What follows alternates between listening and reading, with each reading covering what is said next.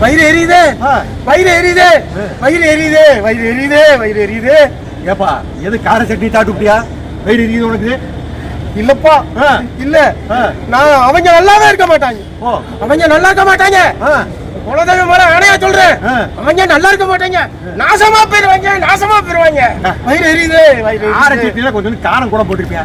இங்க பூரா பரம்பரையே திட்டிட்டு இருக்க. அது இல்லப்பா, திருப்பரங்குன்றத்துல அந்த சோதிய எரிய விடாம பட்டாங்களே. வயிறு எரியுது, வயிறு எரியுது. அது எங்க எரியணுமோ அங்க நல்லா தானே இருந்துச்சு. மக்கள் நல்லா சாமி கும்பிட்டாங்கல்ல. அந்த இடத்துல எரியணும்லப்பா. நாங்கெல்லாம் பார்த்தோமே, அந்த இடத்துல இருந்துச்சு. காலங்காலமா எங்க முன்னால எத்தனை இடத்துல இருந்துச்சு. நாங்கெல்லாம் பார்த்தோமே, நீங்க பார்க்கலையா டிவில? இருப்பா, நான் ஒண்ணு கேட்கிறேன். மதுரைக்கு எய்ம்ஸ் வருதுன்னு சொல்லி ஒரு செங்கலை கொண்டு வச்சிங்களே, இப்ப அதையே காணோம். அதுக்கெல்லாம் உனக்கு வயிறு இருந்துச்சா? நீ மதுரை காரணே. அதே இருக்கு எங்களுக்கு. மெட்ரோ ஒண்ணு வருதுன்னாங்களே மதுரைக்கு, ஒத்தக்கடை வந்து திருமாவளம் வரைக்கும். அது ஒண்ணும் காணோம். அதை பத்தி எல்லாம் உங்களுக்கு வயிறு எரியலையா? அதெல்லாம் எங்களுக்கு தேவையில்லை. இப்போ அவங்கள பார்த்து எனக்கு வயிறு எரியலப்பா. நீங்க 2 பேரை பார்த்த வயிறு எரியுது எனக்கு. இல்ல பாரு, ஒண்ணும் பண்ண முடியாது. ஒரு ஆள் இருந்தாலும் களத்துல நிப்பானாங்க.